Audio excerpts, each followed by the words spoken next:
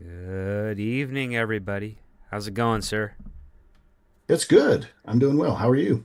I'm doing pretty good myself. Cough is getting a lot better, as in going away more likely than staying. Oh um, yeah.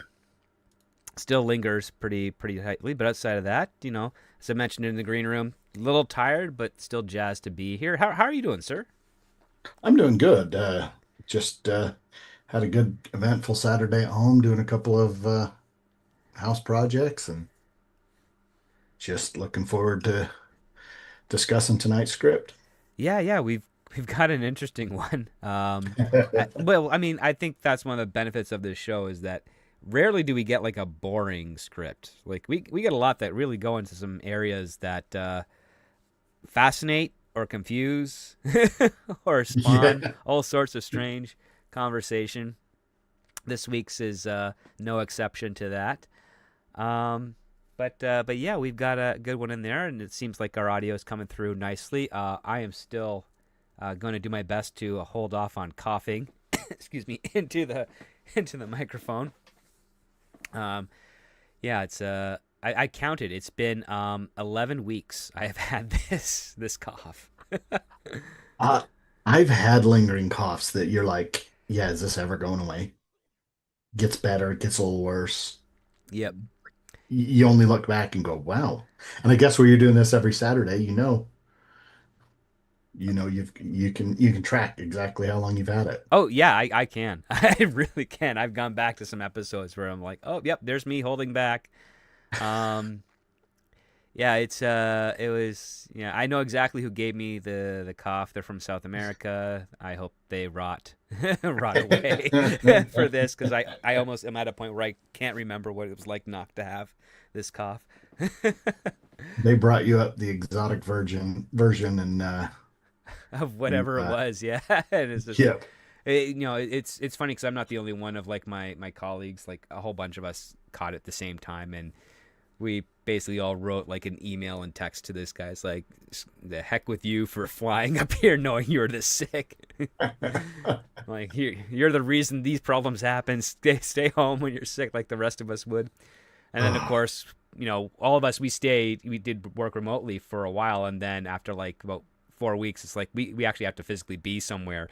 And we kind of yeah. make sure we are healthy enough. So it's like tons of vitamin B, orange juice, antihistamines, cough medicine, everything to try and uh, kill this thing, or at least prevent us from spreading it. And so far it's Oh, been yeah. pretty good. But yeah, like tail end of the summer and almost the entirety of fall, I've had this horrible thing. Yeah, they're the worst. Yeah, but I mean, listen, if this is the last horrible thing of 2025 I have to experience, that'll be pretty awesome. Yeah. Yeah. Yeah. I hear you there. I so absolutely hear you. So speaking of like horrific stuff, because not bad or good, just horrific. That's this script. This week's script is a little teaser for you. Let's get started. I'm going to do a little 5 second coughing violently off mic, and then I'm going to come back with the intro. Okay, a little shorter than 5 seconds, but here we go. There you Welcome to go. Scripts on Saturdays, the only screenplay review show on the interwebs discussing scripts both professional and amateur, circulating around Hollywood, giving you, the TV and movie going audience, a behind the scenes and inside track on what writers are pushing and what producers are buying. I am your host, the Script Doctor, and joining me this week is Jake of 52 Movies a Year. I'm so happy to have you here for this weekend and for this very horrific type of script. Um, because it's got some homages to some other horror films, and it's also got some weird new stuff as well, and it's kind of rare to say that about screenplays these days. So Yes, that is yeah. true. So this week we are reviewing Motherboy, which was written by Tess Brewer, and it placed 39th on the 2024 blacklist with 13 votes. Jake, please share with us the logline for Motherboy. Okay. When a woman becomes trapped in a snowstorm with her overbearing mother-in-law and husband over the Thanksgiving holiday, she begins to suspect that their relationship is not as maternal as it seems. Barbarian by way of an erotic Hallmark holiday movie. Yeah. it's definitely a weird blend in that logline pitch by Tess Brewer. The synopsis for Motherboy: Tatum Woodrow battles anxiety over her husband Owen's enmeshed bond with his overbearing mother, threatening their fragile marriage and her high-risk pregnancy. Desperate for family peace before the baby arrives, Tatum pushes Owen to establish boundaries, only to face a tense holiday visit to her in-laws' home for Thanksgiving. As old wounds reopen and secrets simmer, one chilling revelation forces Tatum to question everything she thought she knew about her in-laws. So we have an homage to essentially like Oedipus story here. Yeah. Because we open the script in a marriage counseling session where we find we're introduced to Tatum, who is only a couple months pregnant at the time, and her husband Owen. And Tatum is, cute, but a little like at a distance. And then Owen is described as like doe-eyed, like he's just a puppy. And they're both the same age. They're both 33. And Tatum is doing most of the venting, so to speak, to their marriage counselor. And the venting is primarily about Owen's mother, Amelia, who behaves publicly around Owen in such a way that Tatum finds it incredibly disturbing. And it does raise questions that we'll get to shortly about this, especially for I know some of the ones that you have, Jake. Yeah. But yeah, Tatum says like the way that Amelia acts towards Owen, it's clingy, it's intrusive, it's overbearing, and in some situations you'd get the impression that Amelia wants to sleep with her son Owen. Like, and how disturbing that is, and even Owen finds that remark pretty disturbing, also. Yes. So at least those two are on the same page there. But Yeah. But when you were reading this little opening part, what was some of the things that piqued your interest or made you curious about how Owen and Tatum were describing their relationships and their struggles to their marriage counselor? Yeah. Knowing that and I assumed it was going to be, from the log line and synopsis, it would be more of a tense, family drama, potentially thriller, you know, more serious drama. So I was looking at it from that perspective, and I thought it was and right when that opening line was hit hard, like, whoa, okay, this is what they want you to know. Yeah. And that that was okay on the first read. On the second read, it was a little bit like, okay, a little bit harsh, but um, makes a point. I liked it because I liked how, as she's interacting with the therapist, Mm-hmm. she says something, but he kind of and lets Owen defend himself a little bit, and he acts like a normal therapist would, like, sows a little seeds of doubt, like, okay, but maybe it's not that. Maybe it's other things in your past, and which Mm-hmm. that they talk about a little bit later. But I thought that was good because it set up. I guess my perspective of thrillers is you're seeing it from the perspective of the main character's eyes, and sometimes what they see is weird, Yeah. but they doubt what they see as real. And I felt like that was a good setting to establish what you wanted to be put out there, Mm-hmm. but also put a little bit of doubt in the audience's mind through the main character that, okay, maybe I'm seeing things wrong. Maybe I'm overreacting. And I like that. I thought it was a good setup. Oh yeah, like they play with the idea that maybe Tatum is not entirely a reliable narrator Yeah. because she had a very different relationship with her parents compared to Owen's, as everybody does. Everybody has different relationships with their parents, but she's judging Owen's relationship with extra scrutiny, and I think it has to. And the other part too, like the psychologist or the marriage counselor, sorry, he speculates that it's territorial to a degree, right? Like Yeah. they both love Owen. One, of course, has raised him all the way, and then now you're your spouse. You're supposed to be a partnership with them. And I loved how the marriage counselor says, like, it may not entirely be the mother's problem. It might be the fact that you two, Owen and Tatum, don't feel like you're on the same team. And that needs to change. You have to feel like you're on the same team. And he gives them some basic advices to follow through. For one is like Owen needs to be able to distance himself a little from his Yeah. mom, and Tatum needs to be a bit more understanding about how he about how Owen feels an obligation to his mother. And what's I found the obligation part to raise an eyebrow because Yes. Owen describes like how his dad, like when he was growing up, his dad wasn't he was around but he wasn't really there and he wasn't really connecting with Owen.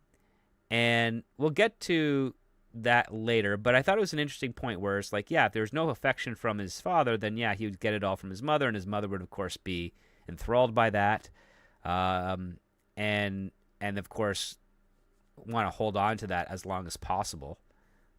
So yeah, that's Yeah, and with the name of Motherboy, mhm.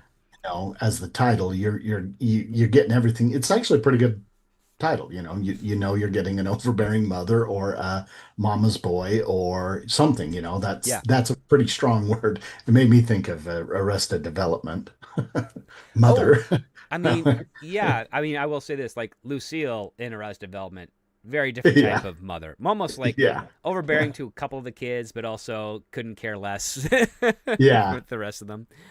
You see that trope a lot in a lot of movies. You see the mom who's overbearing and compensating in a way, kind of compensating for a bad relationship Mhm. with their own spouse. Or and actually on first read, I thought that Owen's father wasn't in the picture anymore, Me too. At first, and I was surprised when he was reintroduced. And so, good or bad, that's what I thought. But yeah. usually that's the typical trope. Well, I mean, that was one Someone's thing that gone. I was thinking. Okay, yeah. So the dad's not in the picture anymore. Maybe he left. Maybe he died. What have you? Turns out he's still around. He's just suffering from dementia. But on Tatum's side, like her mom had passed away uh Yeah, earlier. Um, and then we also find there's this friction between Owen and Tatum, where Owen doesn't feel like Tatum understands what it's like to be in a family of his type because he reveals that Tatum was adopted, and so he's trying to imply that uh, from his perspective, I guess based on how his mom raised him, that kids who are adopted have a different relationship, or have different boundaries compared to kids that are with their biological parents. And you brought something up in the green room that I actually agree with, which is that you kind of feel like there's we're missing some more context on Tatum's family to really see if that's actually valid or if that's just an ignorance based on like the weird conditioning that Amelia has given to Owen while she raised him. yeah, yeah. That's kind of how I felt about it because if he is got an overbearing mother or uh, you know, bordering unhealthy relationship with his mother, he's going to defend it. It's going to feel normal. And anybody who's not doing that is they're just distant. They wouldn't understand because they don't understand the closeness we have. Mm-hmm. And I think they set that up well, other than like you said, we needed something more like, okay, why is her being adopted? Because being adopted itself isn't the problem. Right. Um, but maybe she was adopted and then, because yeah, I was adopted by a big family and I Yeah, just, maybe I was just another number. yeah, like oh yeah, because Owen is clearly established as an only child. Yeah. Like so, you have that only child syndrome, which I've seen some people have. Yeah. And then that would be something interesting that I felt was absent. Is like I would love it if Tatum, like, yeah, she had siblings. Yeah, she was adopted, but she had siblings. And when you're in a family that size, you kind of have an ability to both grow up without privacy and also with privacy at the same time because your parents would be giving attention to another kid if they screwed up or something happened so that you'd have a moment of solace for yourself. And then, of course, that chess piece would change, because then you'd all of a sudden be in the center of the attention, and then that your sibling would have some a moment of privacy or solace for themselves. So, but when you're an only child, my understanding is that you are always have the attention, and and you never get the privacy. Yeah. um, Yep, and if you don't learn how to figure that out and go, okay, I've got to get, get out of here. I've got to get out of here. You Yeah, know, I mean, every kid should feel, I guess, from my perspective, every kid should feel like, oh, yeah, this is my home, but at your home, you're also trying to leave. And then after you've left, you realize how good it was. yeah. That's the goal in a nutshell. Um, But that doesn't happen for Yeah, everybody. and I wish we got just a little bit more of that dynamic between these two before we started to get into meeting the in-laws, so Yeah. to speak.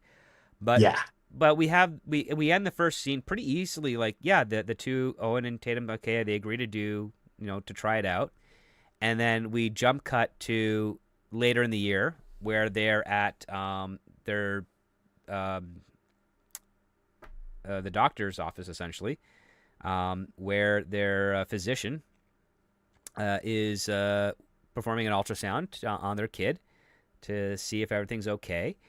And Owen and Tatum are very on edge by this, and we don't know all the details as to why, but they are, and they're really excited. And of course, Owen's phone starts buzzing with text messages, and he's ignoring them because, he's trying to be there for Tatum, and the phone just keeps on buzzing and buzzing, and then it goes to ringing, and then he sends it to voicemail like a couple of times. And the doctor's like saying, yeah, so this is what we're gonna do. This is the kid. Everything looks good and healthy, but just because. And then this is where we kind of find out that they had lost a pregnancy earlier, and that the doctor says, well, we can run some tests in the clinic downstairs, and but just standard stuff. I think everything will be fine because everything in the ultrasound looks good. And while this is happening, of course, that phone keeps on buzzing, and then Owen's like, okay, I've got to answer this, and Tatum's like, ugh, fine. And so, yeah, Owen answers the phone, and we find out that, yeah, Owen told his mom that they were doing the ultrasound today, so she wants to, like, hear the heartbeat. She wants, to be there and involved. And then this is where we hear one of, I think it's Owen's mom's first line. And her first line is, how does it feel, daddy? And Yeah. even the doctor scrunches her nose at the mother coming through the speakerphone saying daddy, as one should. That's funny though, because that's a new, not relatively new, but we know what that unfortunately is used for, but someone of an older generation, their kid becoming a dad might go, "Oh, daddy." But yeah, Yeah. it's kind of got that. If you call your own daddy daddy it's only okay when you're a little kid, and then Yeah. there are other situations where people take it another direction, and Well, I mean, there's other and I situations couldn't like tell which maybe, one was yeah. uncomfortable for them. Could Well, be I mean, both. yeah, but there's other situations where, like, if the mom is with the kids and they're like, okay, let's call your daddy, and then Call we your say daddy. daddy, and they're Yeah. like, oh, okay, yeah, that makes sense. But like, yeah, like, Yeah. how does it feel, daddy? That, Yeah. yeah, Normal would have been, "Oh, you're going to be a dad, yeah, or you're gonna be a daddy? Like, yeah, I'm that, going to be a grandma," or, yeah, something, yeah, not exactly. And daddy. I think it was a really clever sentence to put in there because It was. it totally gives you that credence of like, oh, maybe Tatum is on to something. Because again, Yes. we were just hearing two sides of the story, and we don't know which one to really believe on, because again, even in that first scene, there's no interruption from the phone from the mother. Like, it's completely, she's not in the room. And then as soon as we get to the ultrasound, that phone is going off like it's crazy. And you realize, like, Yes. that essentially is saying, like, she wants to be in the room, wants to be involved. And I also found it kind of interesting how she if she knew about the marriage counseling and she didn't call, that makes me ask questions, because I mean, what more better time to stir division between Yes. your child and the person they're with, then to call at that point. But maybe the other aspect is, well, if they did call, then the marriage counselor would be like, yep, the wife is right, the mother's too much, so I better not do anything. There's lots going on with that, Well, which I was quite enamored with. yeah, and it does, going back to that, it does provides doubt because if she did know and leaving them alone to work things out is a healthy. Hmm. So okay, maybe it's just the normal, okay, yeah, you jump at your mom's beck and call, but I'm your wife, you know, you got to shift your priorities, learn to say no, stuff like that. Right. She's got to learn to not expect you to jump, that's the typical normal behavior that, a lot of these relationships and shows kind of play around with. But they do a good job of presenting doubt even with this because in my mind, I also look at it as she wasn't there. Hmm. An overbearing mother-in-law would have been there, would Yeah. have showed up. Unless we're talking like hours apart.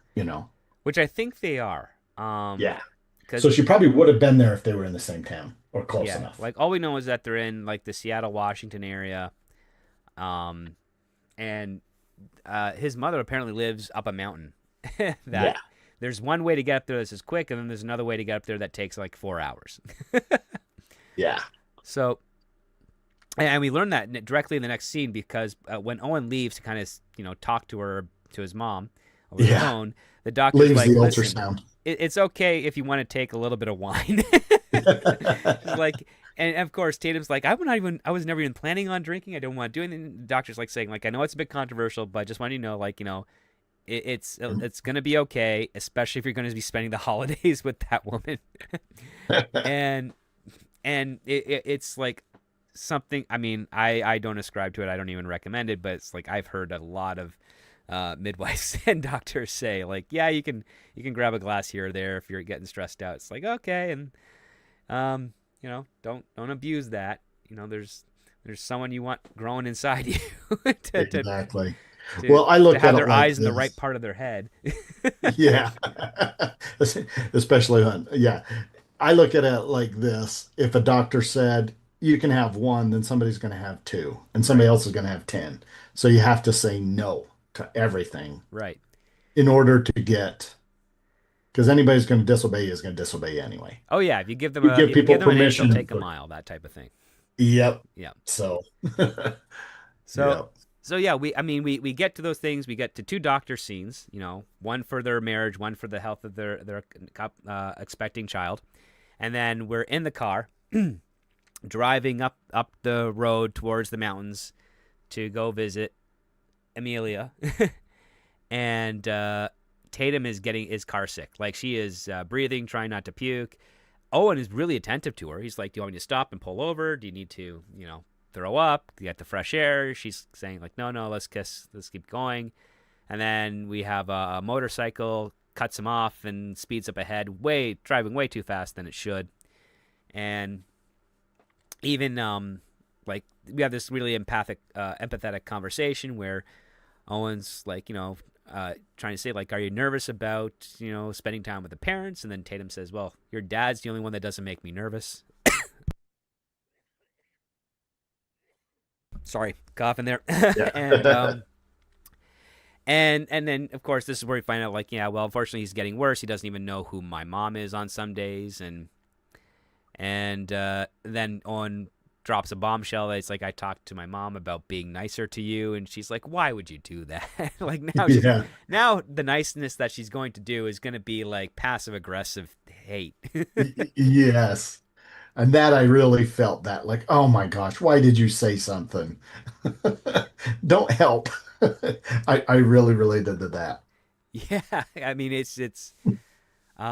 yeah, because that kind of happens whether it's an in-law or any other type of relative. Yep. uh that yeah, you say, hey, be nice to that person. It's like, no, Well, like, now I'm going to feel uncomfortable for the next years. yeah, like I learned pretty quick that I don't have to tell a person to be nice. Be like, you need to watch your behavior. Like, you can't treat them like that. Like I put them on the thing where it's like, you're being a horrible person, and I'm Yeah. calling you out on that. And I've already decided to pick them over you. So what do you Yeah. want? How are you going to deal with that? I'm putting the onus on you. Because when you say be nice to that person, it's like saying, I'm on your side, but you got to be nice to that person. Oh, Where come on. in reality, you have to Put be on a saying, good show. yeah, I'm on Wink, their wink. side. You are not the person that, you're not behaving the way a person of your age or relationship should be. So, yeah, I'm calling you out on that. Yep. And in a normal situation, if you have to say something like that, that person's going to realize they went way too far. Yeah. The line was back there a while ago. Yeah, exactly. And of course, while they're having this, like, before this argument kind of takes off, um, Tatum, like, catches something out of her eye, screams Owen's name. Owen looks out and sees that there's an overturned 18-wheeler, and he manages to slam on the brakes and swerve out of the way and avoid an accident. Of course, he clips, like, the left headlight. And then immediately he's like, are you okay? Is the baby okay? He's like, yeah, they're good. We're fine. And they're looking at the truck, and smoke's coming out of the hood, and it's like, okay, this is the worst, situation. And I knew exactly what happened. The motorcycle caused the accident, because Yeah. that's what Because when they're that driving recklessly already. driving recklessly. And of course, Tatum's first instance is for some reason to get out of the car and to check on the wreckage. I don't know what she's gonna do, but she decides to Yeah, I do was that. surprised by that. And as she gets towards the cab, something grabs at her leg, and it's the motorcycle cyclist. And he grabs her leg, and she face plants onto the ground, and you're like freaking out because she just hit the ground. How's the baby going to react to that? And then we do a quick cut to an ambulance, paramedics, fire department's there. Motorcyclist is being wheeled away in a body bag. The truck driver is okay but injured, and the paramedics is just doing a big once over on Tatum to make sure that she and the baby are okay.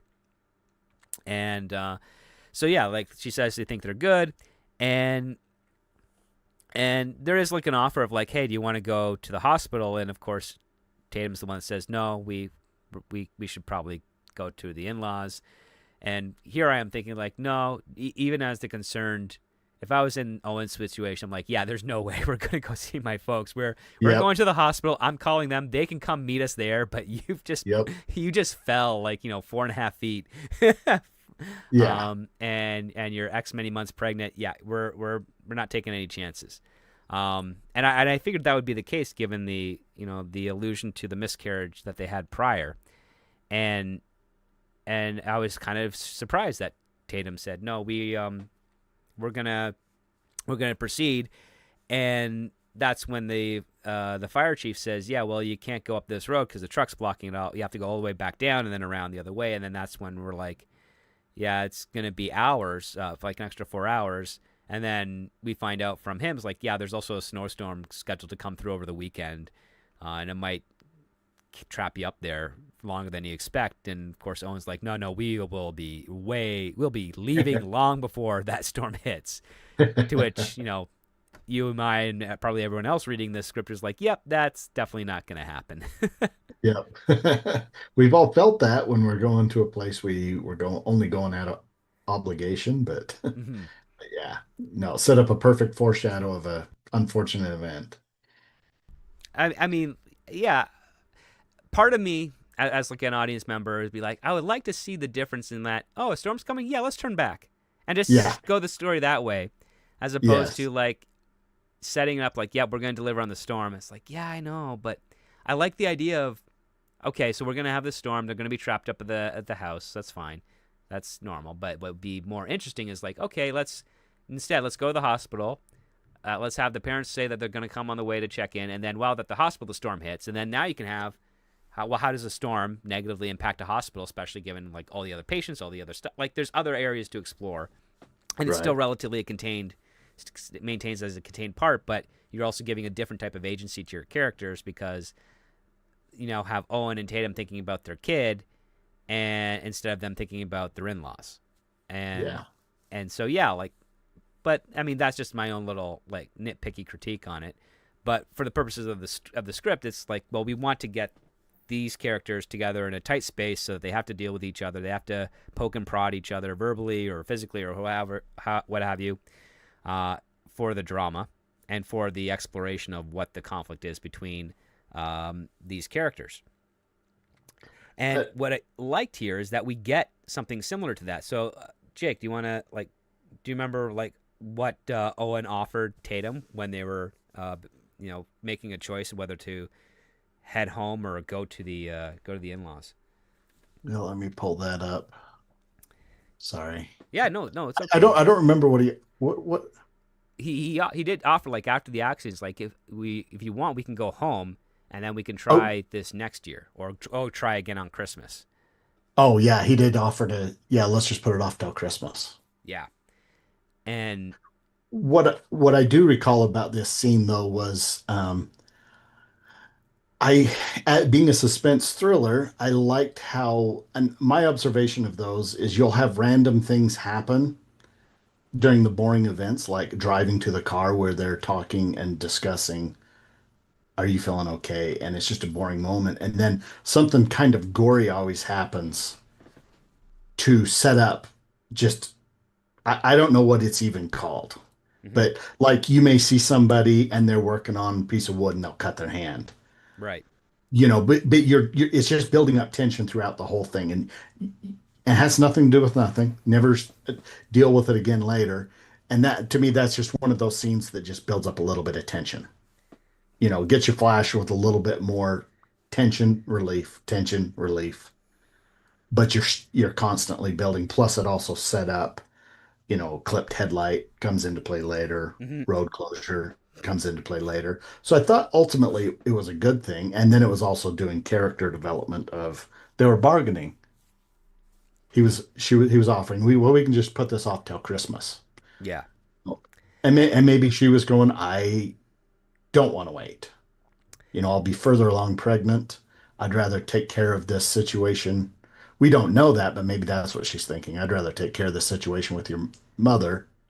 You hmm set some boundaries now, and then I'll have to deal with it over Christmas. And maybe she's going, I'll get Christmas by myself or just us. Yeah. I mean, that's the thing I'm looking at it too. Is like maybe the subtext of the scene is if we don't go on Thanksgiving, they'll be there for Christmas, and I would rather have it Thanksgiving and not Christmas.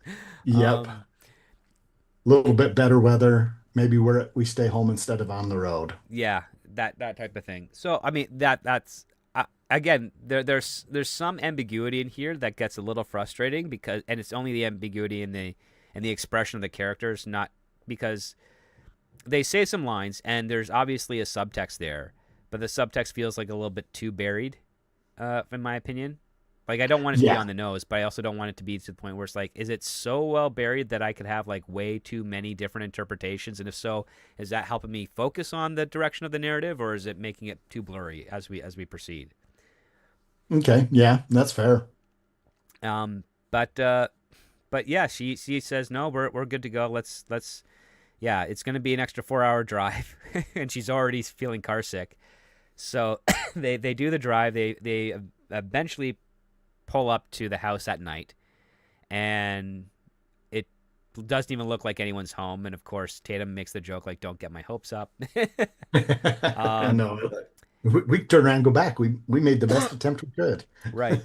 And then of course they head towards the house, and all of a sudden someone jumps onto Owen's back. And we find out that that's his mom, and of course she's like, "My baby boy is finally home," and just kind of smothering him.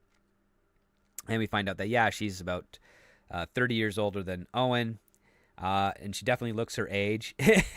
And I like how she's described as she looks like her entire identity is just motherhood. As being a mother, yeah. So it's like Betty White and Golden Girls type of type of outfits and stuff, you know. Yeah. Um, and of course, what's the first thing that she wants to do is like, well, we're gonna help with the bags, and then I'm going to run a bath for you. And Amelia's like, oh, that's okay. And she's like, no, it's for Owen. And you're like, what?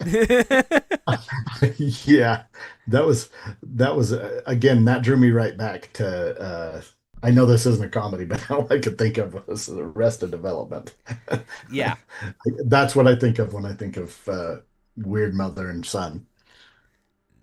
very weird mother and son dynamic. But But of course, like, even Tatum's like, no, I can help with the bags. And of course, Amelia is like saying, absolutely not. Like, you're pregnant. Go in, get warm. We got this. And then, yes, gonna run him a bath. They go to Owen's old room. And this is where he gets even weirder because Amelia's like, okay, so Tatum, you can sleep in Owen's own bed. And Owen, he's gonna sleep with me. And Amelia's like, what? Like, no. Why would Owen sleep with you? And of course, Amelia's like, because She's, he always does. And he's like, that's not true. Owen's kind of but being ridiculous. she Yeah. doesn't quite believe that either. Yeah, neither does. Oh, Amelia and Tatum both don't believe that. And So then, that's a question I have for you. yes, please. So we're reading that, and we read she says she doesn't believe that. And it's going to be on the actor to portray that to the audience that she doesn't believe that. So that's one of the things where I'm just judging, okay, is this good or bad? Is this going to rely on so much visual effect where the words just tell us what we need to think and the words tell us what how the characters need to behave? Yeah. It's hitting it's doing everything it needs to do. Does that rely too heavily on it that needs to be portrayed? I mean, I because that comes down to tell, don't show. Right. Well, I mean, this one here, it's a tell to the reader and to the actors so that they can show. So as Right. So I Amelia's guess like saying, like, Amelia looks at Owen like it is true, and then Tatum notes that this is. So you're looking at first of all, you're looking at the performances, and then you're also looking at the editor to make sure that there's enough of a pregnant pause that each reaction that those two characters give from Owen's line elicits the same response, which is that he's kind of lying. yeah. Yeah. Okay. And And see, yeah. I was trying to think of ways that that needed to be fixed. And we can talk about that later, but because I was like, oh man, in the car, I'd be going, okay, where are we going to sleep? That's the type of stuff they could have been discussing. Mm, Your room, you got a small bed, could have set that stuff up to where I don't know why that's what I was thinking first time I read that was, and it didn't blow by me that his mom said, you're going to sleep with me, but it felt like the writer was setting up a situation where it had to happen to make Owen's mother be creepy and to present that maybe everything Tatum sees is real. hmm But I felt like it would have been more subtle to go, they're aware that the sleeping arrangements might be weird. it And it would also have felt would give more us natural. yeah, it also gives us more context that they've been to this house before. Yes. And then it's like, because me and my wife will talk about that when we're going up to my mom's. She Hmm lives in a small house. It's like, well, my mom's always, you can spend the night, but you know, it's this bed's small. And we always say, well, let's get a hotel. But my mom wants me to spend the night there. hmm She wants us to spend the night. We're not dealing with the same situation Yeah, of here. course. No, she wants she wants all the family under one roof type of thing. Yeah, yeah. Yeah. Yeah. And there's just not room for me and whatever kids come up. And so that's a normal thing. But I felt like if that had been discussed by Owen and Tatum, it wouldn't feel so forced, Yeah. if that makes sense. Where I felt like that being presented in that moment makes a good visual, but I felt like it just had to happen. And I like the idea of the creepy things happening with his mom, hmm but also getting a little bit of doubt, like, okay, that makes sense though. I can see it both ways. To me, that's what's good about a good suspenseful thriller, is you're not quite, I mean, the main character's not quite sure if what they're seeing is real because they want you, the audience, to be going, I see this isn't right, and I'm feeling the tension from it. Yeah. But yeah, maybe I'm off, but I think I'm right. To me, that's how I experience them. Yeah, I mean, I think it would have been interesting if a part of their conversation on the drive up was like, "Did your mom finally get like a big enough bed for your room?" you know, Yeah, it's like I don't know. She's yeah, pretty attached to that single that I grew up with. It's like yeah, but it's us. Like we can't fit on a single. I think she does that deliberately so that she knows one of us has to be in the bed alone and the other one gets to join with her. And guess what? She wants you to be the one that joins with her. And why isn't your yeah. I'm dad sleeping with your pregnant. mom? It's like, well, he's in a medical bed, so you know, just Yeah, yeah. That type of stuff you'd have been talking about would be good, Yeah, sets up the situation, and also, they were talking about, just normal everyday things anyway. right. So it could have done both. Not that I'm saying that that fixes it, but to me it felt it would have been better. Yeah. And then also I'm pregnant, so obviously we're, I need a little bit more space. A little bit It's more not like, space, a little bit, also a little bit more attention. It's better. Like, yeah. I mean, it would be nice if Tatum said, "Well, how about Amelia, you take Owen's bed, and then we take yours, since I Well, need." see, and again, Yeah. that's the perfect situation. Yeah, why don't you take our bed? Yeah, I don't know if I want to sleep in your bed, Amelia. Thank you. And then that's a conflict that they can both have Right. because it's like, are you going to feel comfortable? Yeah, did she wash the sheets? I mean, that's exactly it. When I've been in a, when went to people's homes, I mean, I sleep in a hotel and millions of people sleep there, right? Hmm. But when I go to someone's house and they offer me their bed, I'm kind of like, I know what you're doing there. So no, I don't want to. That, I mean, isn't that weird? Even though a hotel's worse? I mean, well, the thing is, the hotel legally has to change their sheets and beddings, and True. never goes to the same room twice. They always go into a Yep. massive laundry, and then they come back. I mean, whenever I'm hosting people over, I've got a pullout, and then I don't have any sheets on the pullout. I actually go to the drawer that I have the Yes. sheets, and I pull out the fresh stuff and I put them on there so that they know. They It's know. like, because that's Yep. just I've done the courtesy. exact same thing. I came there and the bed's tore down and oh, here, let me get you these sheets. Yeah, So here's they sheets. Here's got some clean fresh sheets. pillows, some new pillowcases. All just show them that they're sanitary. Yeah. Never wanted like to bring another person into my bed. Like, even when my girlfriend and I started getting serious, it's like, okay, I am getting a new mattress, I'm getting new sheets, I'm getting new everything, um, because it's you just want to be respectful of that. Yep. And I'd rather sleep on the floor than somebody else's bed. yeah. uh, yes, and this part here is what's it's funny is that, like, they they talk about the sleeping arrangements, and of course Owen's defensive, and he's basically saying in a very subtle way that he's going to be spending the nights with Tatum and not Amelia, obviously. And then Amelia's like, "Well, I'm going to go run that bath," and then she leaves. And this is where Tatum and Owen get into a weird argument where Amelia's like, that was creepy," and Owen's like, "Well, she's just trying to make an effort." She's like, "Yeah, but you're not a kid anymore. Why does she need to run you a bath? I'm the one that's X amount of months pregnant, swollen feet, you know, gas, all the things a bath would be pleasant for for her, and yet she's putting you Exactly. above the mother of your child, and that's weird."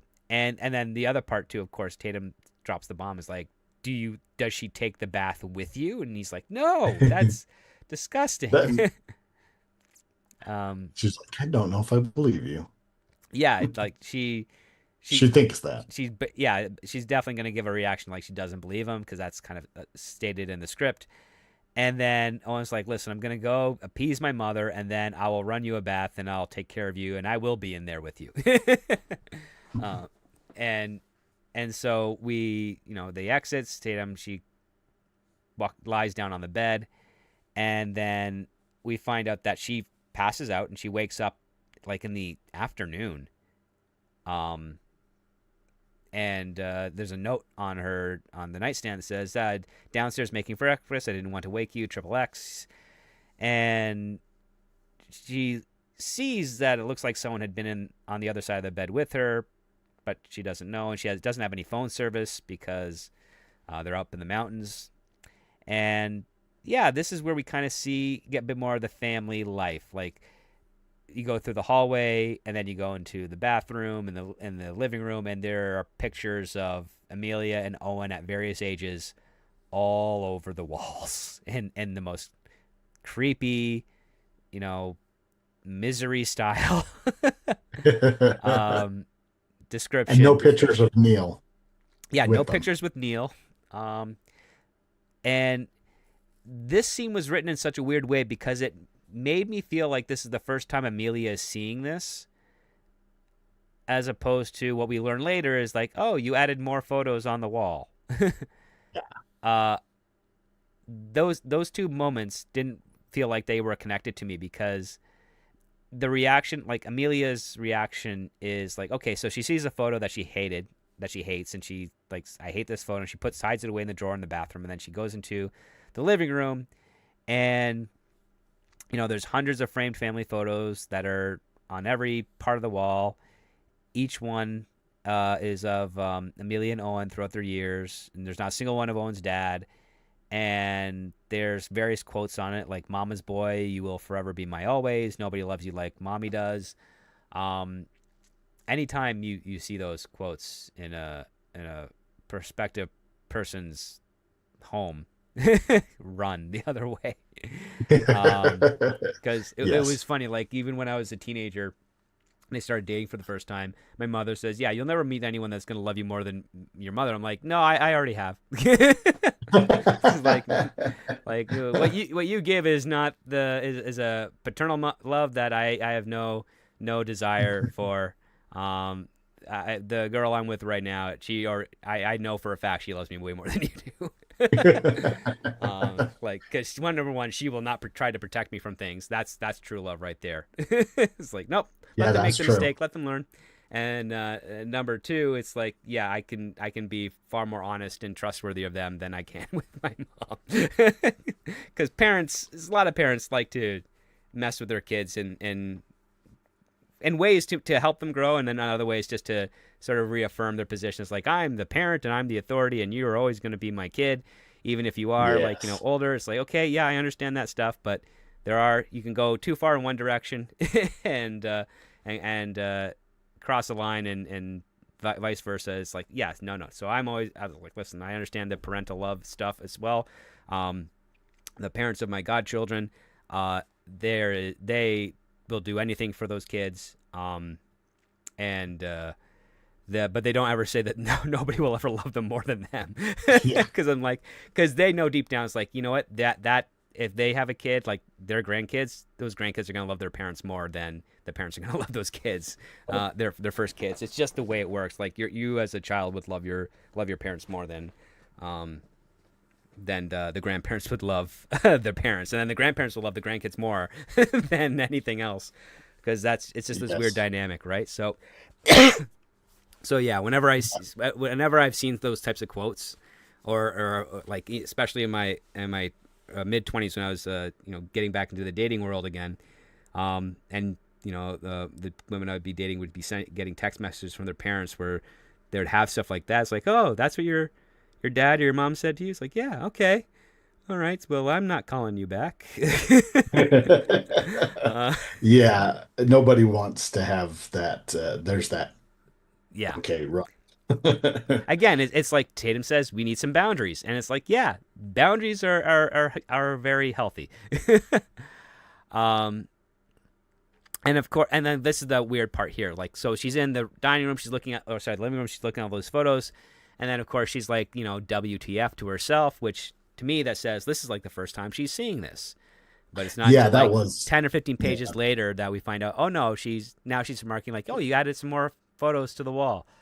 It's like, yeah, I don't think you need the WTF moment. You'd be like, it's like, oh, this is new and creepy. That would be more, to the point of like, yeah, this is now a habit. But it raised a question for me, and I want to pose this question to you, Jake. Um, if Tatum has known this type of dynamic, why is she still with Owen? That is what I was thinking was if they had a kid, but they don't have a kid, they're now having a kid. Mm-hmm. Yeah, why would you? What they she had one line that says, "We've always felt drawn to each other." Right. Uh, now, not getting ahead of anything, that's okay. But after reading everything, that's not okay. If that's what's the intent behind that line? So, Yeah. yes, why? Why is she still there? And if she's how okay, so how can her mother-in-law be overbearing if they're somewhat of a distance apart, if it's just monopolizing his time on the phone, Hmm. that's kind of a lot easier. But rather than, it kind of implies that he's always there, but we don't ever see any examples of it. So you get a little bit of that. Is this the first time they've been out there? Yeah, Uh, how long have they been in a relationship? Why are they still together? What are they fighting for? Other than she's pregnant now, and they do love each other and they want to make it work. So yeah. yeah, it's conflict for conflict's sake. I mean, yeah, because we see the byproduct. Like they're at marriage counseling, they want to make it work. They're expecting a child. They're excited to have a child, but I feel like I need a scene where you completely understand why Tatum wants to be with Owen and stay with Owen Yeah, and fight for Owen, and we haven't gotten that yet. Like, no, I mean, even the resulting like of the near crash with the truck, and of course Owen's attentiveness. It's like that's fine, but that's out of a crisis. We need to say something like without a crisis um, as to why Tatum would still be together with this guy, given the family history, so to speak, like the mother's overbearing and intrusive nature and demanding of Owen's attention. It's like the Tess Brewer really needed to have a moment where Owen is just doing something that just melts Tatum's heart and makes yeah. her realize, like, yeah, this is the man I have to be with. This is the man I have to fight for. And Even sorry, no, I didn't mean I'm just thinking, like, yeah, I'm not. I'm disappointed that it's almost 30 pages into the script and we haven't gotten that moment. yeah.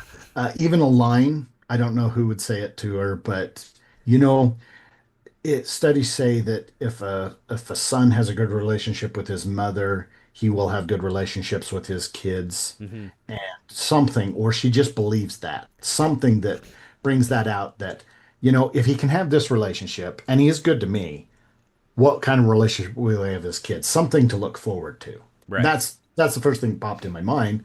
There's no setup for it. There's no friend that could say that to her. No, maybe the doctor could have, a therapist, but something. Yes, that's missing. Because at this point, why? What does she want? She just wants her husband, boyfriend. I don't even know what she wants. Yeah, and that She part wants was to be with him, troubling. and I don't know why. Like, well, the thing is, I know that she wants more. She wants Owen to have a better, more healthy relationship with his mother, and better, therefore, giving a better relationship with her. But that on itself, that seems like part two of the overall want, which is, you know, Yeah, what's so special about Owen, anyways. yeah, yeah, Excuse me. And yeah.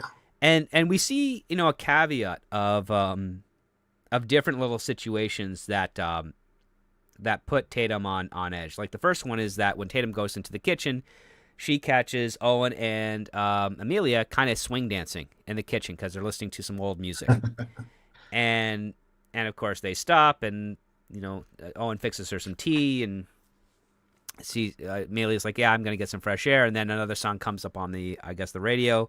And then Amelia says, "No, Owen, it's our song. We have to dance to this." And it's like, why does a mother and son have a song that they dance to? Yeah. Yeah. Other than maybe, when a mother of a 5-year-old is Yeah. dancing with a kid. Did you did you ever see the show? It was a Stephen King short story, Alice Craig, Skinwalkers. Oh, yeah, I think so. Yeah, that sounds They familiar. were dancing to some old 50s song. It's that anyway. Yeah, I don't know what song that is. You hear it all the time in old 50s style. yeah, yeah. I could hear that song playing in in while when it said they were dancing, and I could only think of that show because it was a mother and son. Yeah, because like the only time I can remember like when a parent would dance with a kid, uh, this had been one of my other friends when he had a nephew who liked watching the Wiggles, and this is when I Oh learned what the Wiggles were. And I thought this is not healthy to show a child. no, But they would dance to it, and they would want their uncle or their mom or dad to dance with them on that, and they would capitulate. And if I was ever over especially with my girlfriend at the time, and that happened, and we saw that, we were just like, yeah, we gotta go We're gonna check on the go. car. We put money in the meter. At a time when parking meters no longer required money to put in there, you could just turn in the ticket and then you pay whatever you owed at the time.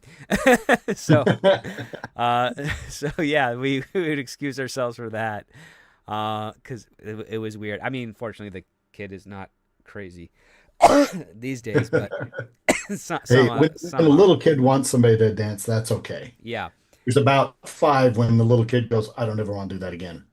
hopefully. Or maybe it's 8, I don't know. Yeah, there's different levels of maturity for kids these days, but so yeah, like of course when Owen and Amelia are dancing in the kitchen, Tatum, she takes her tea, she goes outside, and she ends up finding Neil Woodrow, who is described as he's about 50 years old, but he looks like he's 70. Yeah. So he's younger than Amelia. And he's, sitting in a chair. He's got an oxygen tank and a walker next to him, and he's looking at a tree, and he's painting on a canvas. So he's got a little bit of an artistic side of things. And of course, we have this very well written scene where Tatum is talking to Neil, and Neil is, you can tell he's got like dementia or maybe Alzheimer's, and he's making connections. And yeah, like he once he makes the connection that this is Tatum and his daughter-in-law, he's like, "Oh, I'm sorry about your mother. If it were up to me, we would have been at the funeral." And she's like, "Thanks, ma'am. Thank you. My mom's been gone for a while." And it's like, "Right, sorry. Things have been, he's like, "Yeah, things have been getting harder to remember lately." And Tatum's like, "That's okay." And then we get this pretty interesting little, I don't know, maybe Chekhov's gun type of thing where there's a giant blue tarp like over by a big tree near a fire pit. And Tatum's trying to find out from Neil like what that is, and he's like, "Oh, I don't know. It's just I think it's always been there."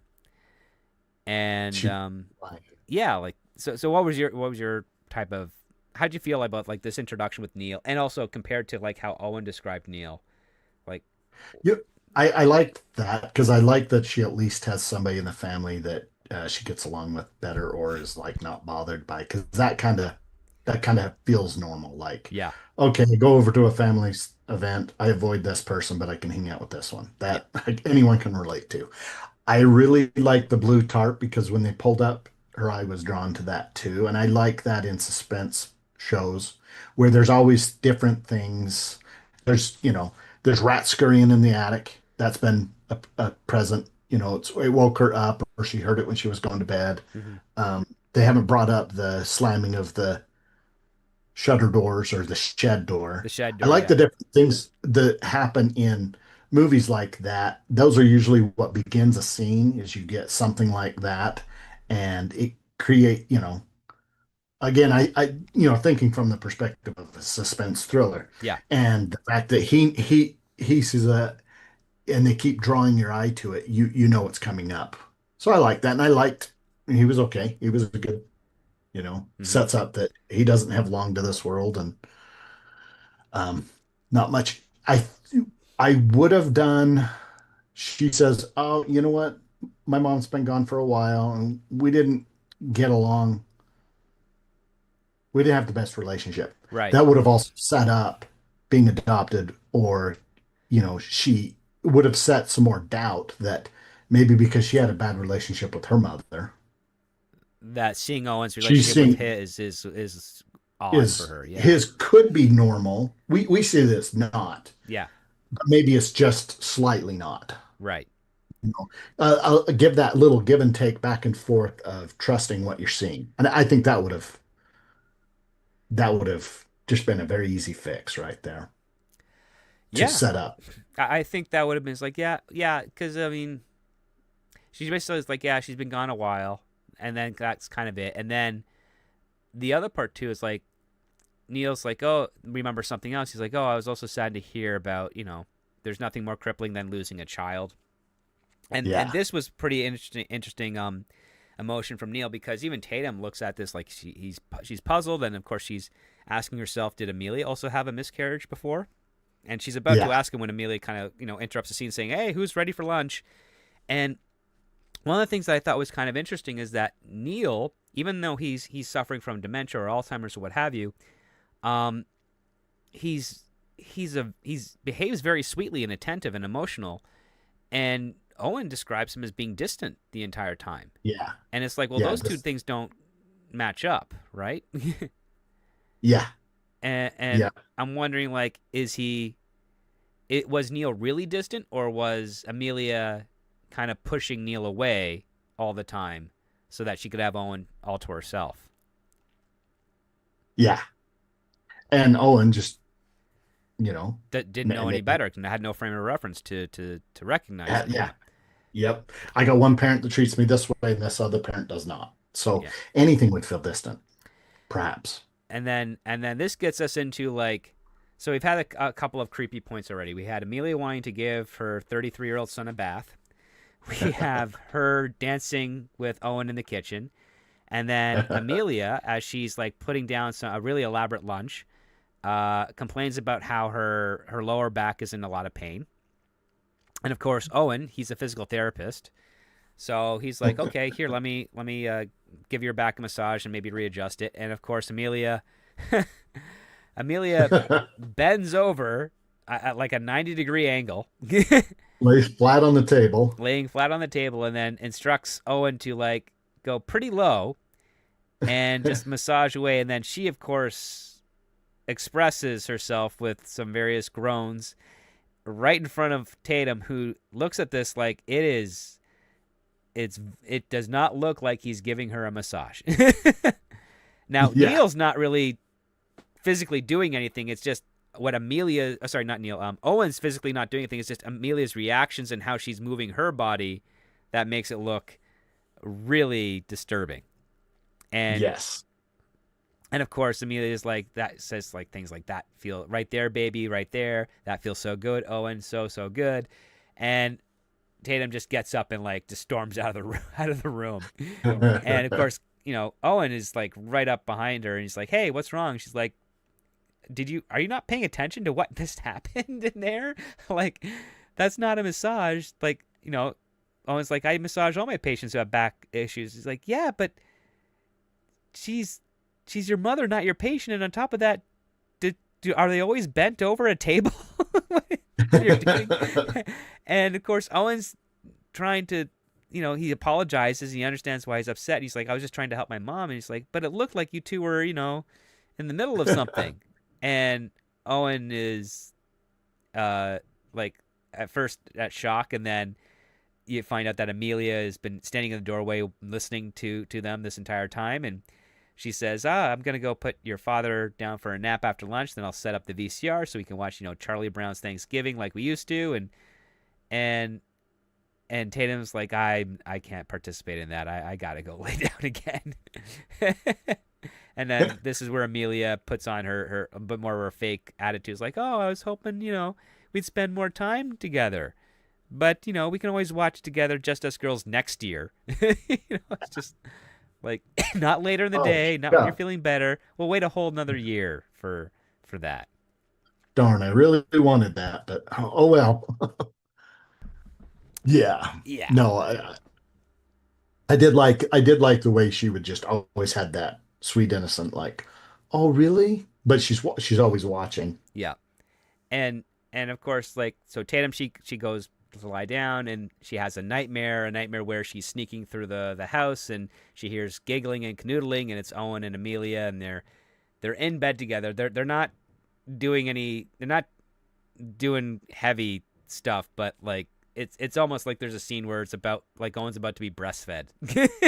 Yeah. And of course, this causes Tatum to wake up screaming, but she immediately covers her mouth, not wanting to wake anyone else up in the home. And when she does wander through the house, she goes into the living room, and she sees that Owen's, like, asleep on the couch, but he's kind of curled up into Amelia's, like, lap when she's, like, playing with his hair. And Tatum doesn't say anything. She just goes back to bed, and she doesn't wake up again until Owen comes in the morning, and he's like, "Yeah, I slept on the couch." He's like, "Yeah, I know, your mom was there with you." And he's like, No, she couldn't have been. She left like before. I watched another movie and then I passed out, and when I woke up, no one was there. Not even me. Like she wasn't there when I passed out, and she wasn't there when I woke up. And Tatum doesn't quite believe this Yeah, because yeah, because she physically saw she you was saw there. them. But I mean, it raises more questions. Like, did Amelia actually leave to let Owen fall asleep, and then when she knew he was asleep, did she come in and then kind of snuggle up with him and then escape before he was stirring to wake up again, so that he wouldn't know that she was there? I don't know. There again, Amelia's a very creepy woman. Yeah. So is she doing it to, Owen is innocent in all this, or is Owen just oblivious, or is she just doing it to mess with Tatum? Because she can tell she can. Yeah, I mean, it could be any one of those three. I Yeah. mean, the other part too is like one of the stronger points that made at the start of the script is that Owen grew up in this environment, so he thinks it's normal, and Yeah. it's really hard to shake him out of that perspective because everything about this is not normal, and this stirs into another argument where she's like, "You and your mother are not normal. Like everything about this is wrong, and the fact that you can't see it is really puzzling." And of course, Owen's trying to protect and defend Tatum on this, saying like Tatum's pretty tired and she needs her rest, so she can't always do or participate in certain things, and of course, Tatum is like, well, no, I am tired, but I should still be able to do some stuff and be around. I just don't want to leave Owen alone with Amelia. And it kind of goes into this back and forth, and then we find that Amelia has this weird family tradition, which is while the turkey is cooking, and again those take hours to cook, they begin to put up their Christmas decorations over the Thanksgiving Day weekend, which I thought was weird too. Yeah. I'm always get through Thanksgiving first, please.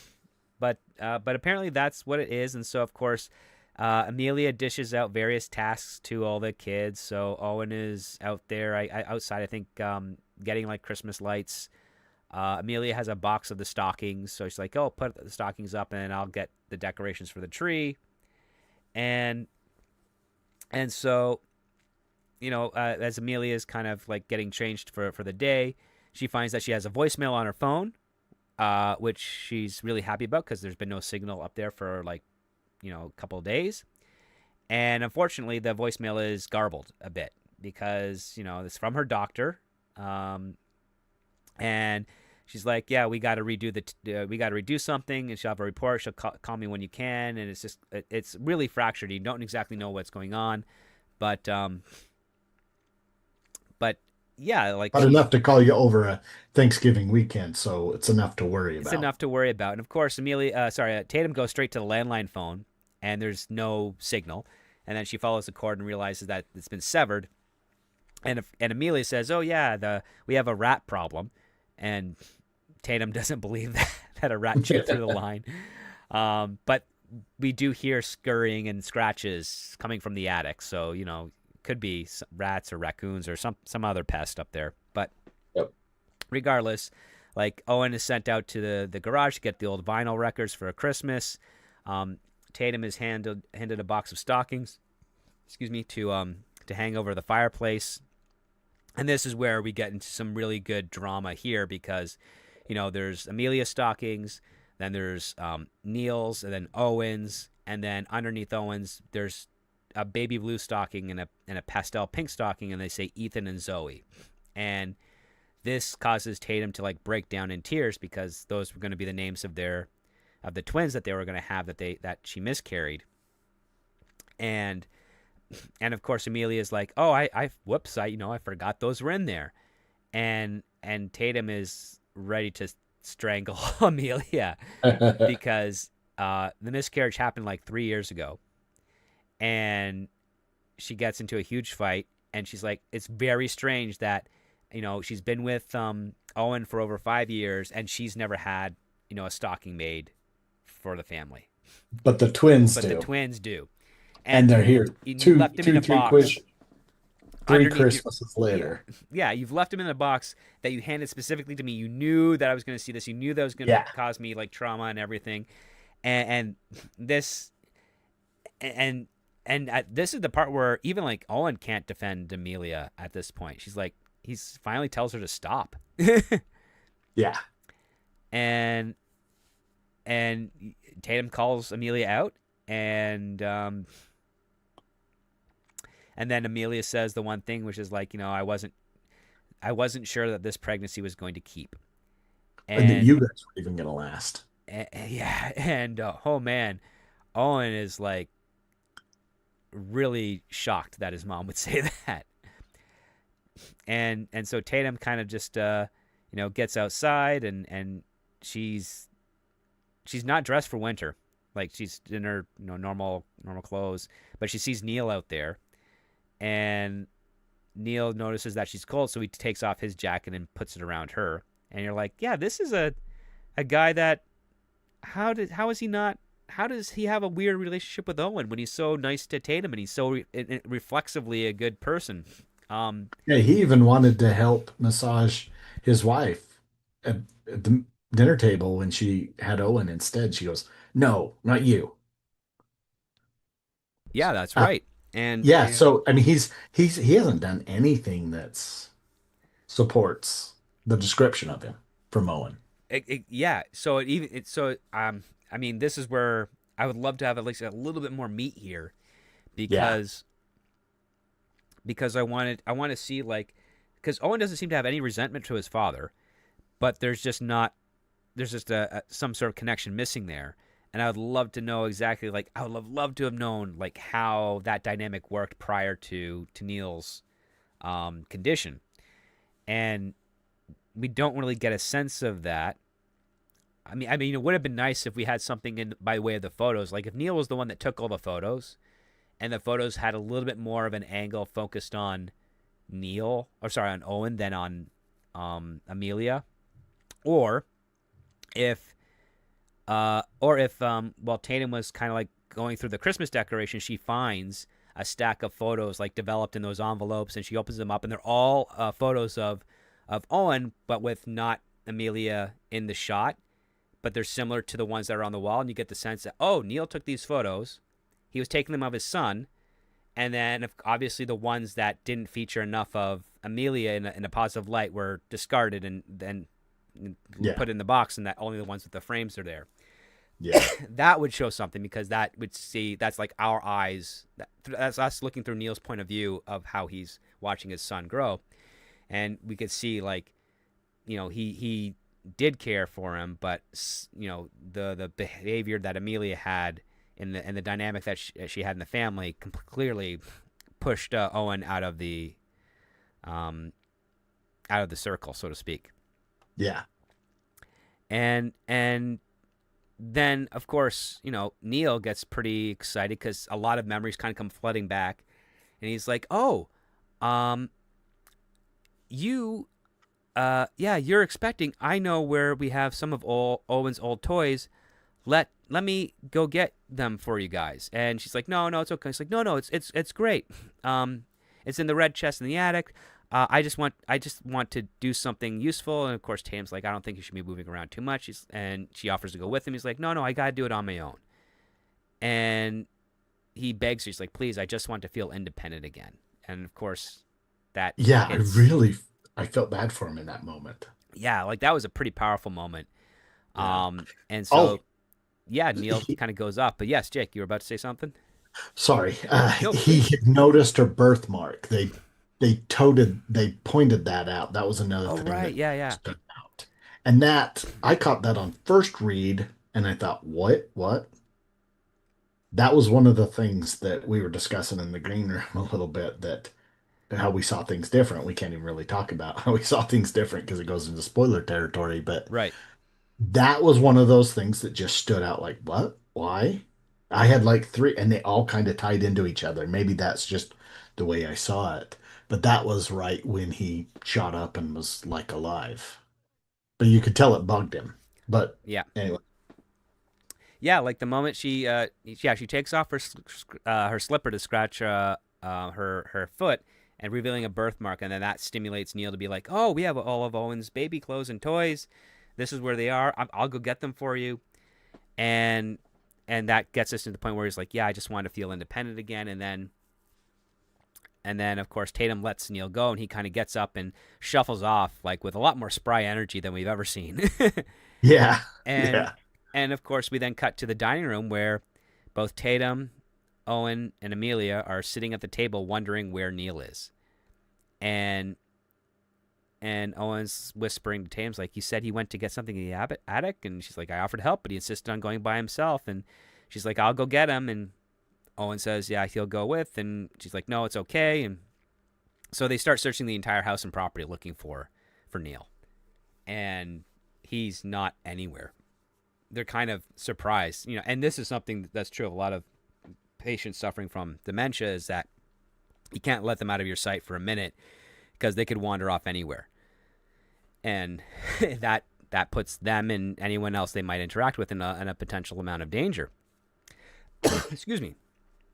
But eventually, they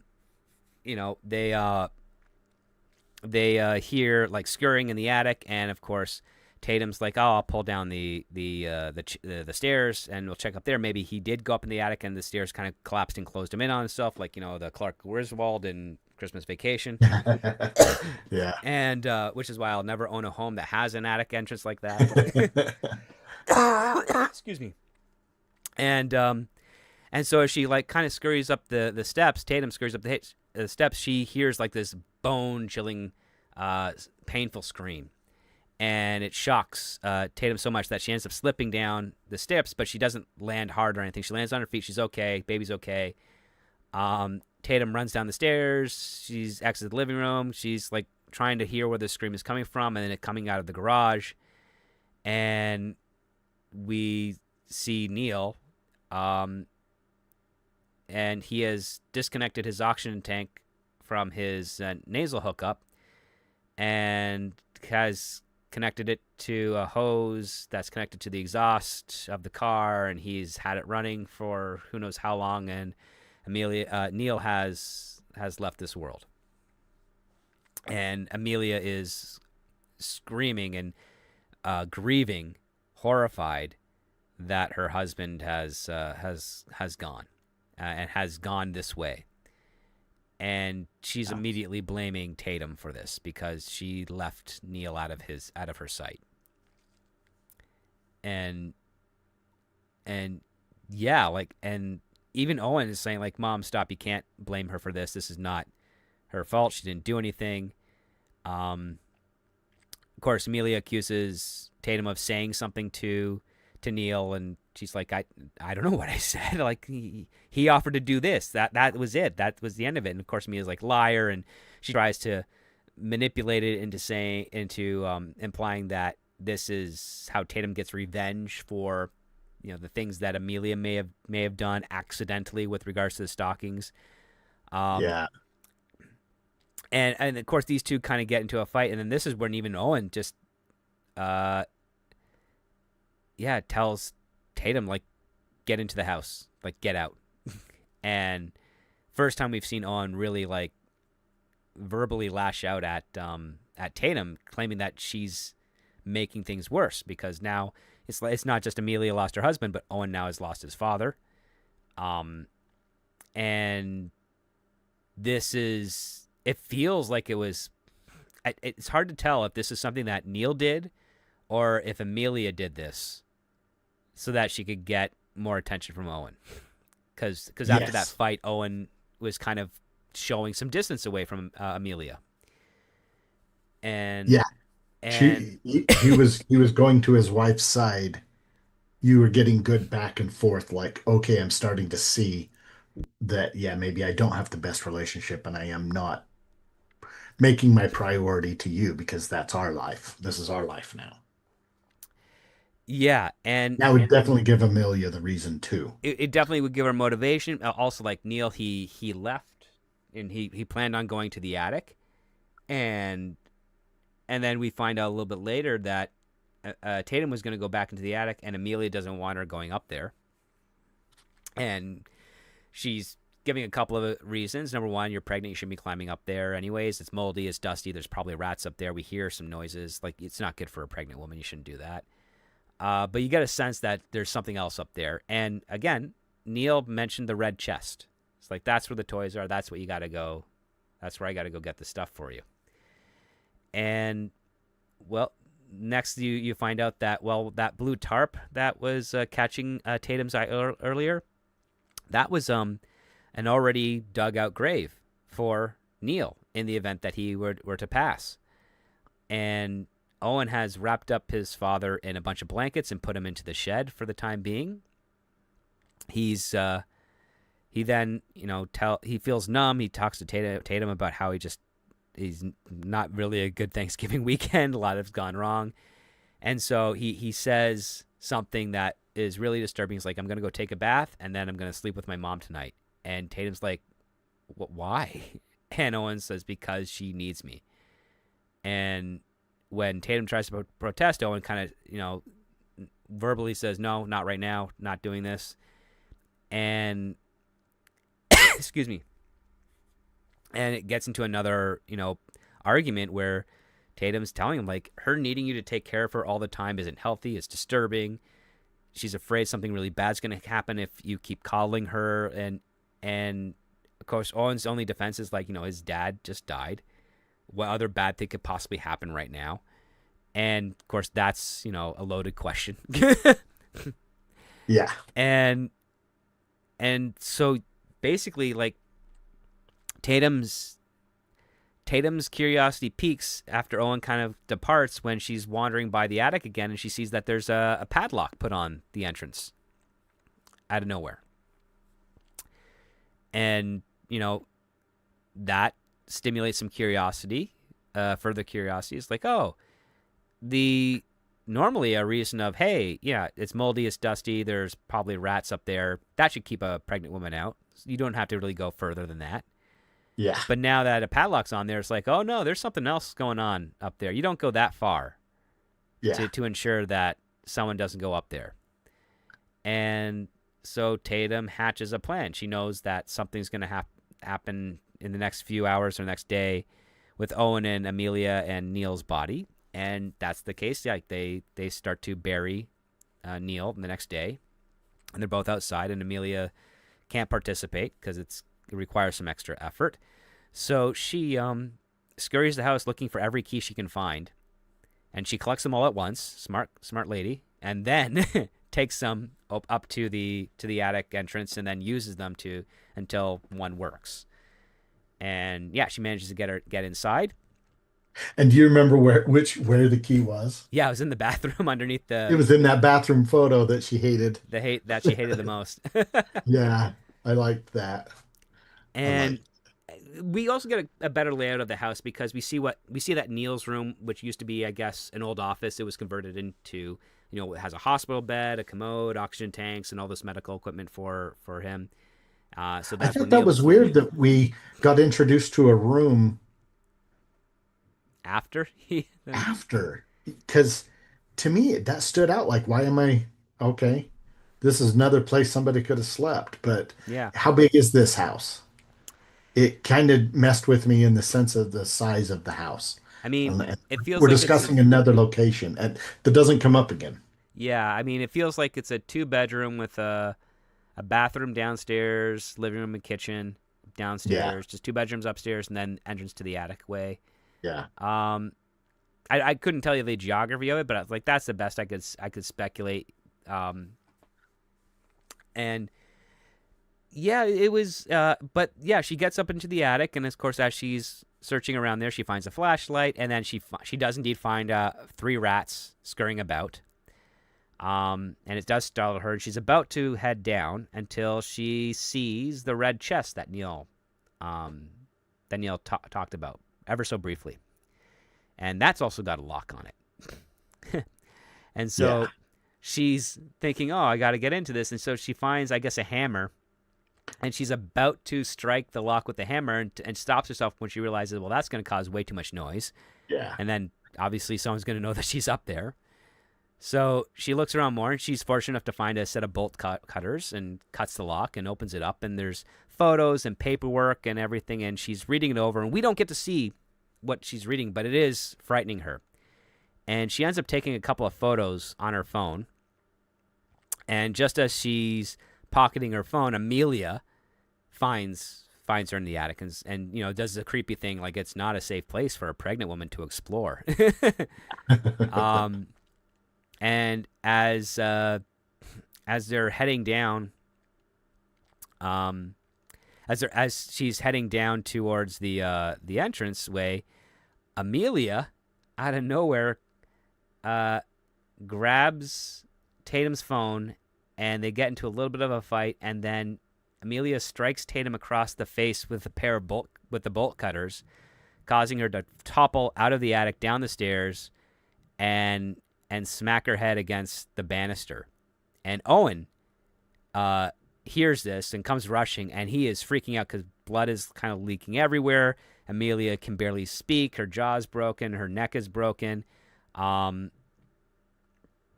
is shocked to see Amelia like on top of Tatum and not in a position to provide like CPR or chest compressions.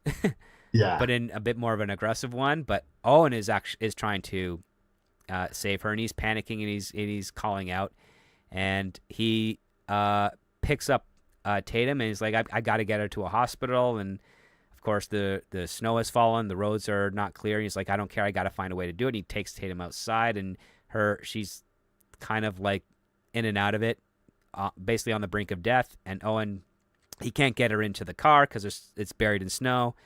And he is just losing his mind. Like the worst thing that could happen after his father has passed away has now happened, and the one that he didn't expect to deal with. And of course Amelia isn't really responding with any emotion. She's kind of cold and heartless, and it's not until Owen starts to storm off that Amelia's like begging Owen to come back. And then she says this horrible dark thing, like Tatum passes away, and Amelia says, "Don't worry, sweetie, you'll find someone else." And it's like, oh my God, that is so horrible. Yeah, if that said 2 weeks later, it's still too soon. Yeah. And of course, Owen doesn't know what to do. He kind of goes into shock, and Amelia's like, okay, I'm gonna go draw you a bath. And he's literally catatonic, and Amelia's moving him around the house. She puts him into the bathroom, undresses him, puts him into the bath. She starts to undress, and as she gets closer, Owen kind of snaps back into reality, grabs his mother's head, and then drowns her into the tub. and it's like something out of like Ed Gein or something. It's just cold and dark, and it's like the soul has left his body, and he's taking he now knows that Tatum was right, and that Amelia was being horrible to her, and is the reason why his wife is gone, and why his baby is gone too. And of course Amelia drowns, and he just leaves her there. He gets up, he doesn't even dry off, he just dresses himself, grabs a shovel, digs out his car, puts his wife into the back seat, and starts driving towards civilization.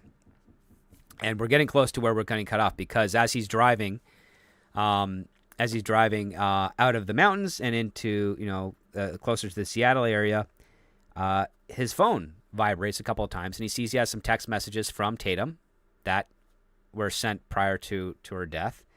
And he's looking at them, and we don't quite see what they are yet. And then all of a sudden, red and blue lights flash, and he's being pulled over.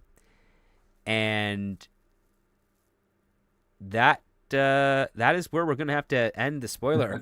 End before we get into spoilers, because a couple of beats happen right after that, during that stop, that really define the story.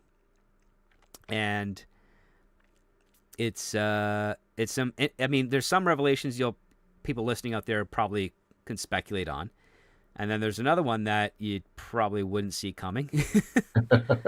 And I want to keep it there for now. But Jake, I wanted to hear your final thoughts about like the third act and essentially like kind of killing off our main character um, in the Yeah. story. So, yeah, I'm looking at it from the perspective of the things that I would fix. Hmm. Um, and because, yeah, I was shocked when she died. There's actually quite a bit of pages left on the script. She's the main character. Yeah, it was very So, psycho like. yeah, is it his story?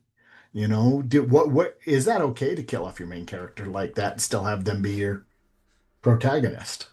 Is that ever done? I mean, It's rarely done. I mean, and the thing is, the only ones that you can kind of point to that do it well are few and far between. But yeah, yeah, but Psycho is the most obvious one because like the first 30 minutes or so is of who we think is the main character. She gets killed by Norman Bates, and then it's her sister and her husband, I think, following up on what happened to her sister, and the entire plot about the money that she stole doesn't even come up again. um, it's all about just trying to find the sister and then exploring how this Norman Bates character is very, very creepy. Um, this does have, it feels like it has a little bit of that because you've got Amelia, who's kind of like an overbearing mother that Norman Bates has, and then Owen has this innocence to him and this dedication to his mom that is familiar to Norman Bates, but he's a few more steps competent because he's married with a wife and he has a child on the way, and he's yeah, he he doesn't could live have with his more. mother, but he's definitely giving her a lot of attention. Yeah, so my thoughts are I think they came out too strong with implying that the mother, she wants to have relations with him. Yeah. I think it'd be better if she was just saying he's too overbearing. He re, she's too overbearing. She won't let her son go. He's too responsive to her and less responsive to me. He needs to decide where his commitments are. That's how I think that it needs to start out. And then she reluctantly even just barely confesses to herself that, and there's times that I even wonder if there's more. That would be the perfect time to introduce that. Right. Like the therapist, I would have had the reason they're in therapy is a relationship therapy, but also because of the miscarriage because that would, they're just working on the relationship. And then the mother's not the main focus. That way it's introduced right there at the beginning. And that you don't need to go so strong because so many scenes in the middle really imply that. And I think having a little bit of back and forth, like, okay, yeah, we're seeing something creepy, but then it's almost explainable. Hmm. And we see Owen, starting to come around and seeing that something, and he's always like, okay, yeah. I mean, for the most part, he's always taken his wife's side up until Neil died. Did he even just say, no, I'm going straight to my mother? Right. And so I kind of felt like all of it was, every, there's so many setup of uh, hinting at things down the road, but they're almost like, are they placed there because we need to refer to them later? Or are they really good foreshadowing? I can't tell. And I think if you dialed back how much they forced that and let us come to the conclusion reluctantly and Tatum during the story would be more uh palpable and because no one's going to go straight because it introduced that idea right at the beginning and then just spent the entire time proving it was true. Yeah. So I would rather have it be lightly suggested and everything led up to that and we all come to the conclusion together rather than just prove so and in the end that we can't talk about, I think it just wraps things up so fast and then that it kind of supported my theory that everything was placed there that it had to happen and it just the fact that it was a little bit of foreshadowing Yeah, I was would say I some actually of the setups could use some refinement. I mean, the thing is, like, the payoffs, I don't hate the payoffs. The payoffs, as twisted and dark as they can get, um, They're earned. they're earned, and they are good. It's just, I feel like maybe if we got, more importantly, a scene with Owen where we understand why Tatum is fighting for him,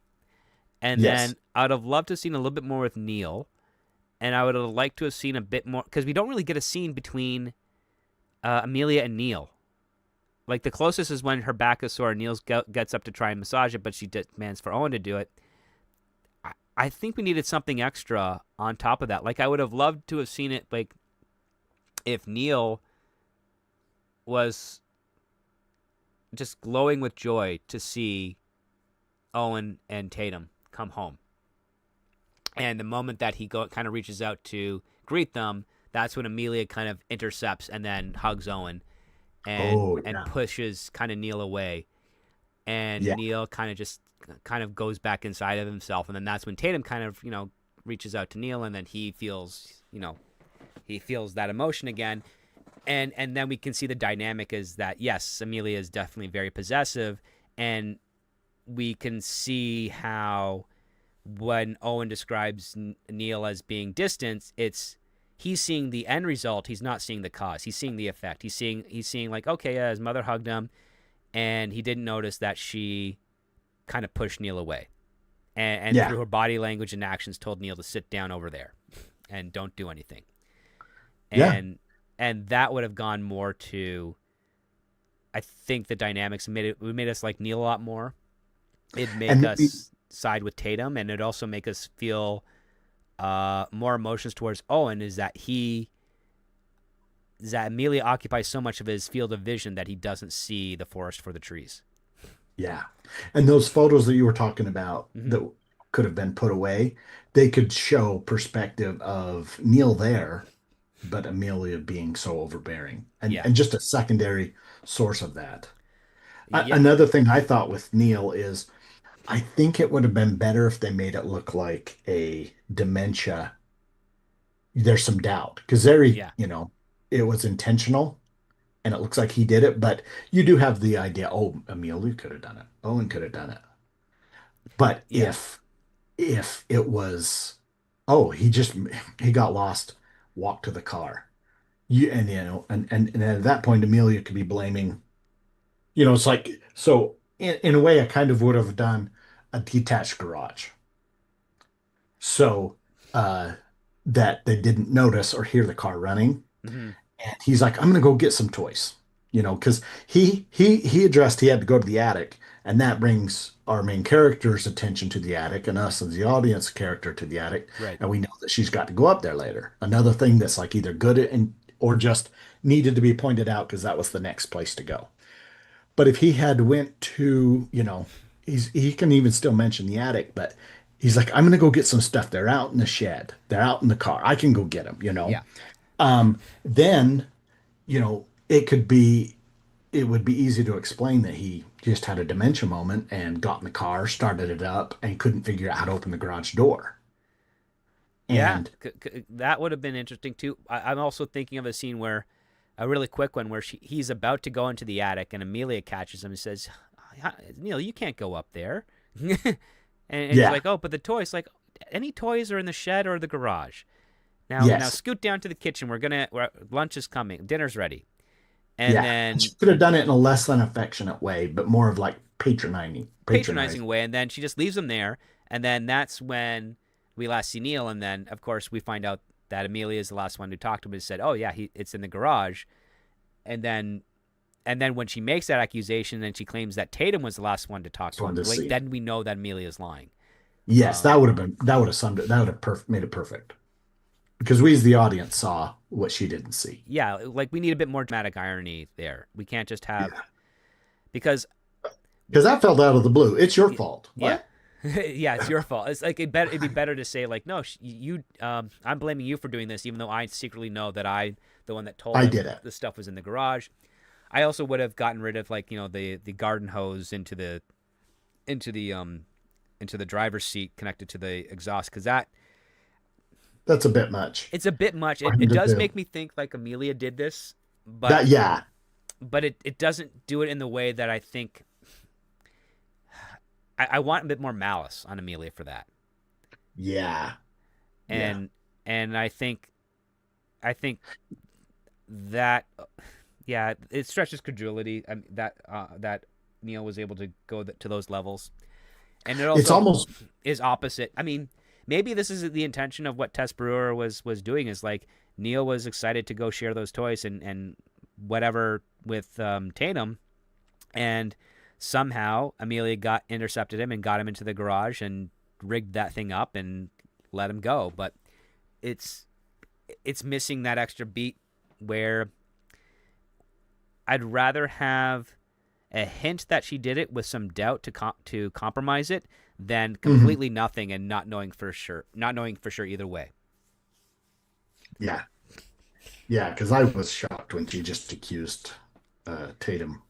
It's her Yeah, fault. Even her being crazy, I was still shocked that she did it. There needed to be something that linked them. And we can't talk about it, but the birthmark, yeah, and wasn't strong enough reason on my mind to go. Neil knows what he knows. yeah. I mean, It seems a little bit it too was, yeah, too much of a leap. too much. Um, so yeah. With that being said, Jake, how would you rate this script? Would it be a green light or a pass? Well, okay, so it could be fixed. I think it's written well. I think sets up everything, makes it a good suspense. There's things that I would do like to see done differently, but let's say I do fix it. Would I go see this movie? Hmm.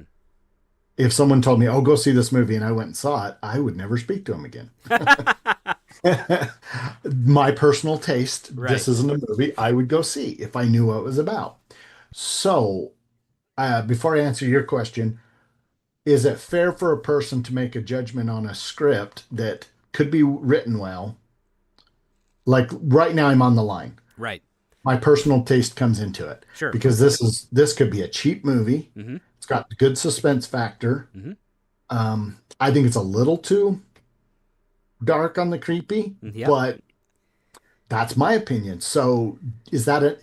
It would be enough for me as a viewer to say I don't want to see it written, Right. but that may not be fair to say would I give it a green light. So is that uh, I'm stuck because Okay. I would say no, but but okay, I don't like that the main character gets killed off that way, Right. and that would be enough right there for me to say no. Okay. Figure out a way to get that's more important to me than whether I would see this show or not. All right. So I would say okay. So understanding me, if I understand you correctly, if you took the taste of your movie taste out of the equation, you'd still give it a pass because the main character was taken out in a way that did not feel proper to the flow of the script. Is that correct? Yeah, Okay. yeah, because yeah, Okay. and then everything sums up so quick in the end Yeah. to almost I a would little bit of say. cartoonish levels. I mean, There's one thing in particular. yeah. No, I hear you on that part because I would say like another script that we had earlier a few weeks ago. This script has a great third act and an okay first and second act. Yeah, and the thing is like without a really strong first and second act, the third act just kind of collapses the first two. yeah, And the thing is that it is still really well written. Characters are very distinct, different voices, which is great. So I'm kind of like in a 50-50 zone too. It's like I mean, I can see a niche audience for this. Um yeah. and I can see it definitely being the enough of a discussion around it that would get very close to the level of creepiness that you'd see in like some of the horror and suspense thrillers and dramas of the 1970s. Um, but it's not exactly there yet. But it doesn't mean because this is If you made it, yeah.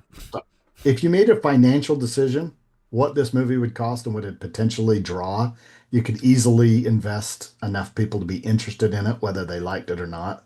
And you can make enough money off of word of mouth, you know. Maybe people just kept their subscription for another month, or it would be a cheap movie to make. So financially, I would go, yeah, give it a green light. Yeah. But the other way, I'd give it a pass. So, So, well, it looks like we're kind of in a quandary here because in the live chat, the poll it came back 50-50, green light and pass.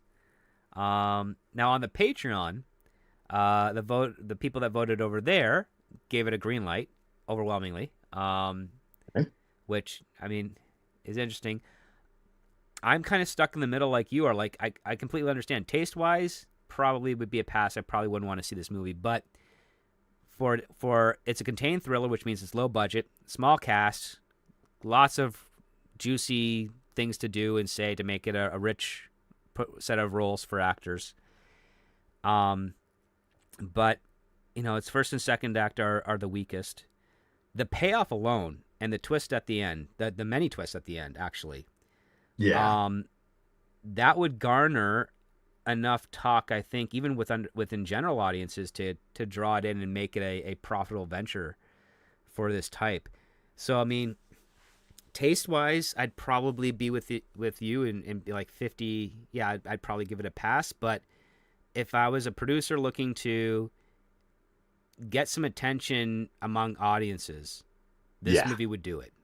And It would. it wouldn't be a gangbusters, but it would be enough where it's like I could easily take that production and the talk about around the audiences of that production and use that to get another movie made. Like Yeah, it's a stepping stone film. that's true because you may not get a lot of people watching it, but everybody who does watch it will talk about it. Yeah. And that's if that works and it made enough money, got, it would make a good set of make a great visual movie. So Yeah, I think this is a split. Because again, I think split's fair yeah, because because again, like I'm I mean, split myself.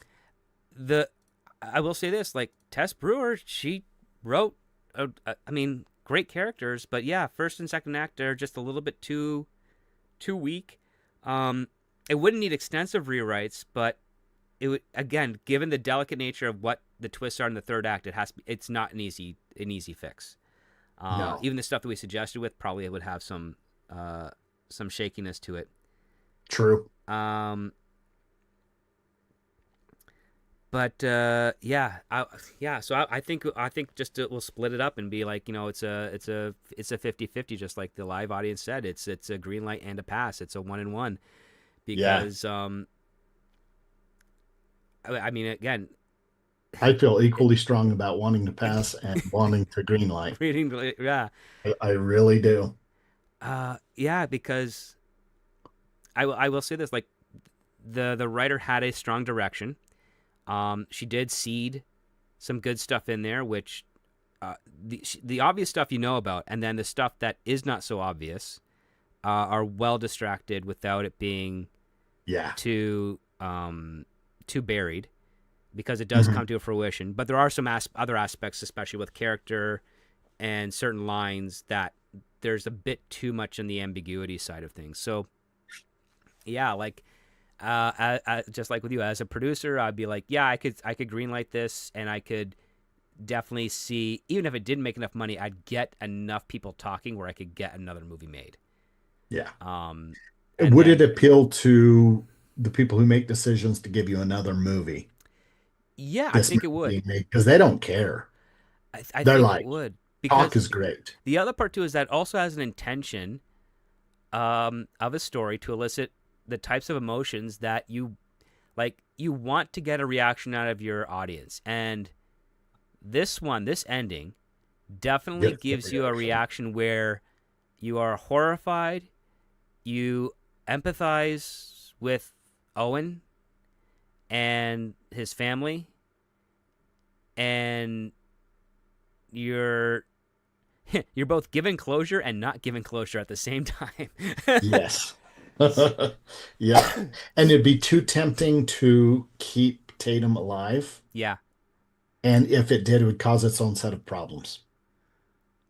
Because, I could easily see her like Amelia says, "Oh, she's dead," and Owen thinks he's dead, and then Hmm. she ends up being really hurt, and Amelia kills Owen, and then Tatum kills Amelia, and she's the one leaving. It'd be very tempting to do that because that's how everybody wants to see everything happen.